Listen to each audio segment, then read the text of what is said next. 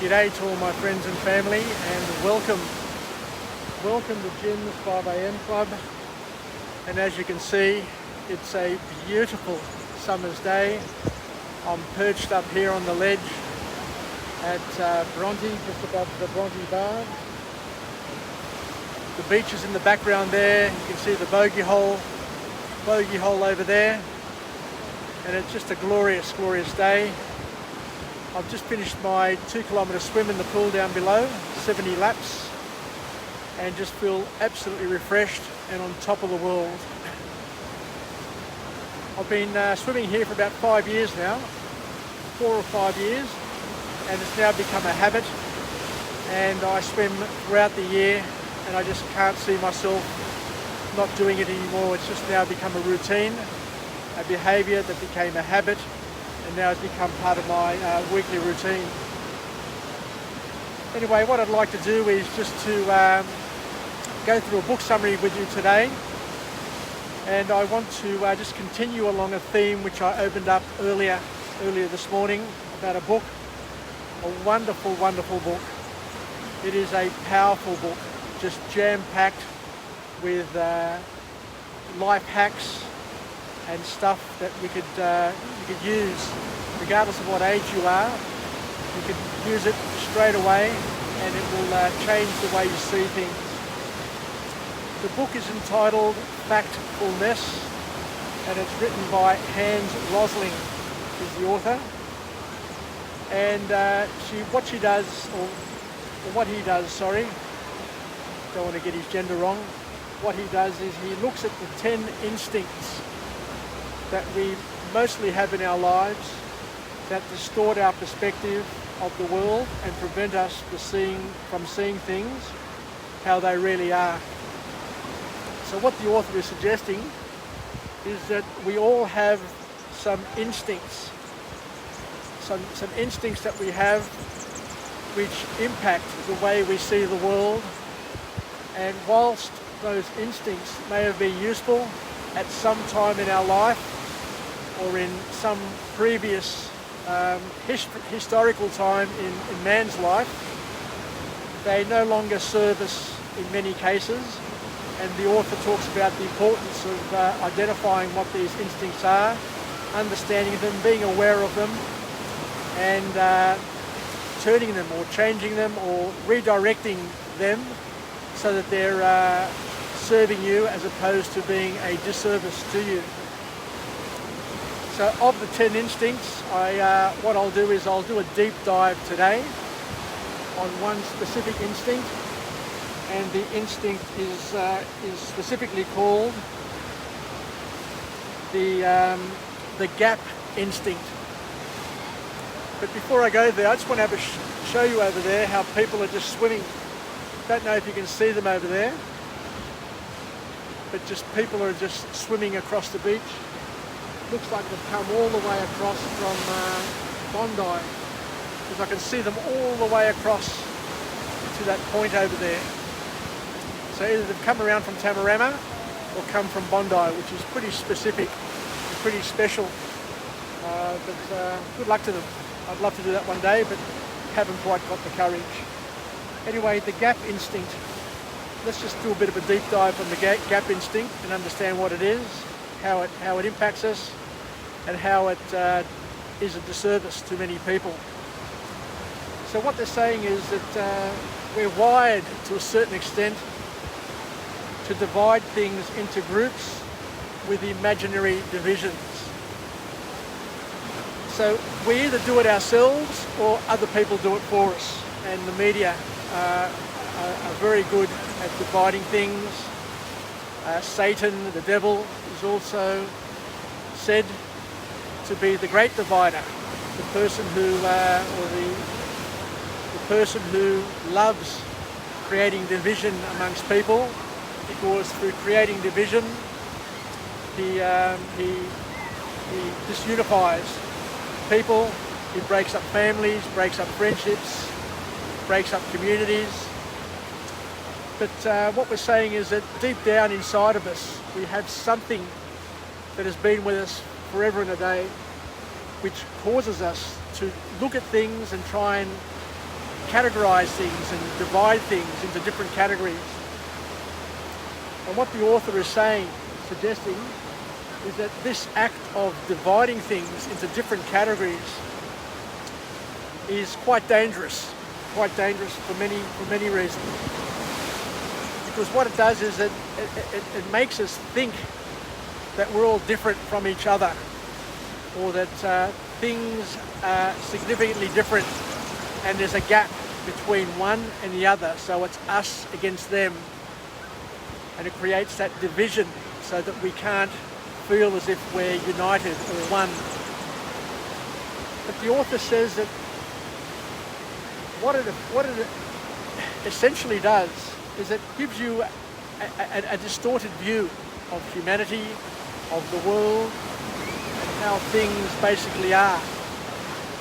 Because the real facts in the world are that, for example, if you look at the world in terms of poverty, if you look at the world in terms of how nations are, you're led to believe that there are very, very advanced nations and very, very advanced economies, and then there's a whole stack of other economies that are undeveloped and underdeveloped and are suffering and are going through tremendous pain and suffering.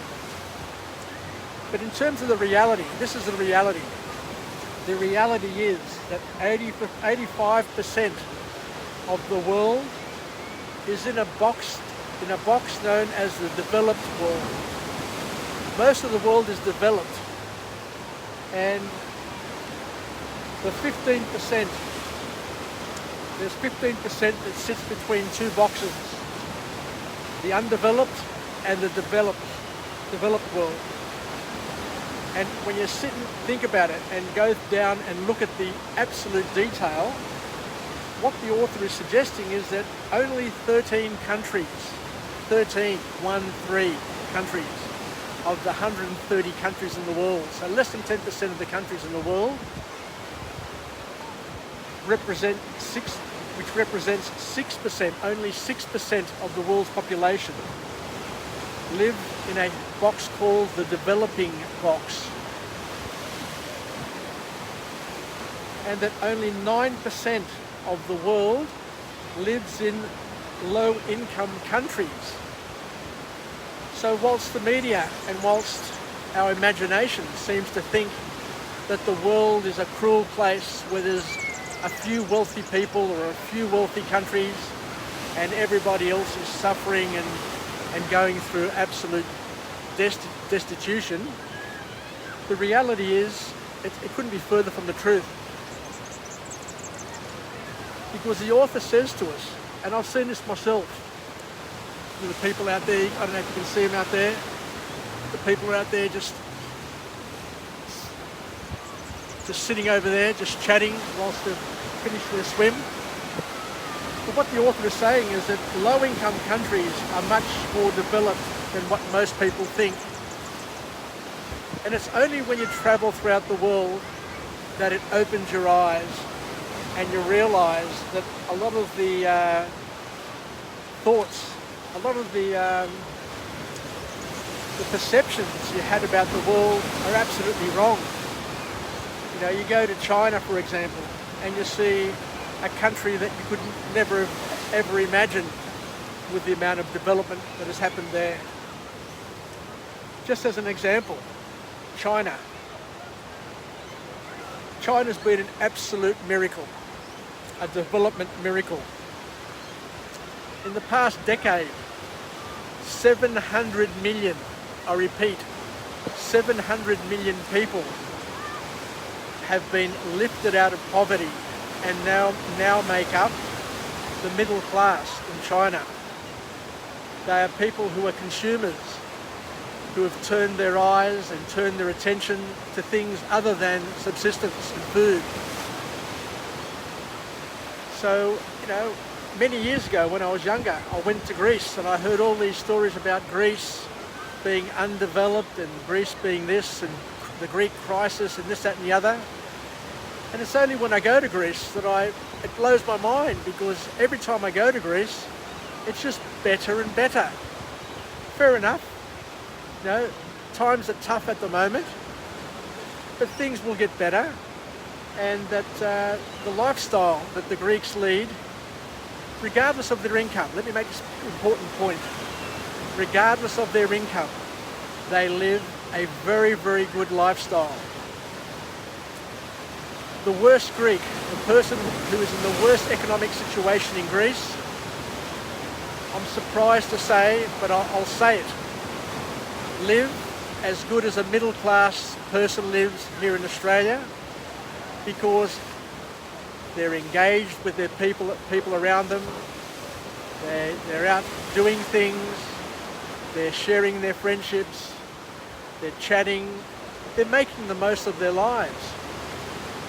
You know, and to think that that people may think that Greece is going through an absolute terrible time is couldn't be further from the truth. But I acknowledge the times are tough, but Greeks still know how to find a way to enjoy themselves. They still find a way to find meaning in their lives, and they're not in a position to be considered, you know, for you to feel sorry for them. Yes, suicides have increased, but the suicides in Australia, the lucky country, the best country in the world, are far greater than the number of suicides in Greece. Australia, a country that has everything, a population that can find work, that has social security, that has, you know, safety nets left, right and centre, has some of the highest youth suicides in the world. So, there you go. So the media, as we know, thrive on misrepresenting events, and we've got to be careful with what we hear, what we focus on, what we listen to, because a lot of it is made just to create fear, uncertainty and doubt. So the author reminds us that at the end of the day, all communities have bell curves, and usually the bell curve goes up like this, where the majority of the people are in the middle, and there are some at either end, at either extreme. But the reality is there's no gap in the middle. The majority of people are situated in the middle. So it's probably important not to get too carried away with this gap instinct and think it's us against them, because most of us are them. Most of us are in the middle, and at either end there are a few percentages which make up the extreme. Anyway, just to continue on this theme of the swimmers are continuing their swim and they're heading towards Coogee. So either they've come from Bondi and they're swimming to Coogee, or Tamarama and swimming to Coogee, but it's a magnificent sort of effort. Very impressed indeed. So just understand that yes, there are extremes, but we mustn't use those extremes as the averages. We mustn't use one extreme and compare it to the other extreme and thinking that in the middle is a massive gap, because it's incorrect to look at the world like that. Because in the middle is where all the people are. That's where the average is. That's where the median is. So don't get caught up with those comparisons of one extreme against the other, because you'll get emotional, you'll get angry, you'll get upset, and you won't understand what is going on in the world, and you'll think that the world is an ugly, terrible place, when in fact it's a lot better than what most people give it credit for. So it's important to understand that when you're looking down from the top on everything, everything looks distorted, because everything looks equally short. Look, many years ago I remember hearing the media talking about the riots in Greece, the riots in Athens, and every day you'd see the riots and the smoke and the police and the people throwing bricks at the police, and how terrible it looked But it's only, it's only when I went to Greece and looked around and said, "What, where are the riots?" I expected to see the riots everywhere, but the riots were just in a very, very secluded, localized place in Athens with a few people partaking in them, and yet the media coverage made it look as if all of Greece was rioting. All of Greece was up in arms. All of Greece was going to take on and destroy the government, and anarchy was going to reign and rule. But at the end of the day, that's the media's job. The media's job is to distort things, to compare extremes, one extreme against the other, and to make you think that it's us against them, and there's a huge gap between one and the other.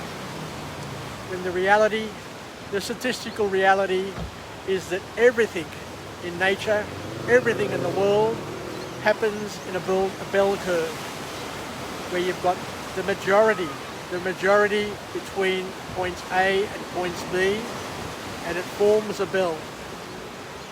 So once again, just take note. Let's finish off with a positive affirmation. I'm alive, I am well, and I feel absolutely great. To my friends and family, thanks for joining me today on Jim's 5 AM Club. I wish you all the very best. I hope you had a great Christmas, a great Boxing Day, and I look forward to us all enjoying a happy new year. Because when it's all said and done, in hindsight, 2020 wasn't all that bad after all. Once again, the media will have you believe that it was absolutely a disastrous year globally. But who would have thought, looking back, that on the 27th of December, we can look back and say the share markets throughout the world are almost at record highs. Some have burst through their records and are experiencing record highs. Gold is at a record high. Oil prices are climbing. Coal prices are almost at a record high again.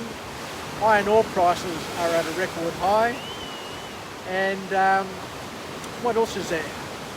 That, you know, the economy's bounced back from its recession, and things are looking a lot better. Unemployment is nowhere near as high as what we thought it was ever going to be, and yet the media, the fear meisters, the people who thrive on sowing fear, uncertainty and doubt, were telling us it's going to be an absolute disaster. House prices have maintained their levels and in fact are increasing in some suburbs. So who do you believe? Do you believe the bullshit artists that want you to fear, want you to live in absolute bloody fear? Or do you just use your own common sense, knowing that we are infected by a number of distortions, a number of instincts that the author talks about in this book, and that the gap instinct is one of those things where we tend to think that there are groups of things happening and there are big differences between the groups. But in actual fact, as you travel, as you socialise, as you spend more time with different cultures, with different people, with different generations, you start to realise that there are more things that we have in common than what we don't have in common, and that most people are living a pretty good life. And the ones who are not living a pretty good life are the ones who may be their own worst enemies, who bring a lot of the problems onto themselves. So something to think about, something to mull over, and I wish you all the very best for the rest of the day. And I look forward to coming to you again tomorrow from a different location with a different message. So what I'll do is I'll continue this deep dive on this book, Factfullness by Hans Rosling, to see where it takes us, but to reveal and to open up and to show us a lot of the instincts that we have, which cause us grief and that distort our perspective of the world and prevent us from seeing how the world really is. Anyway, thank you for joining me on Jim's 5 a.m. Club. I had a great morning this morning. I launched my drone and did my first solo flight over here at Bronte, and I look forward to spending a little bit more time playing with my new toy and hopefully getting to the point where I can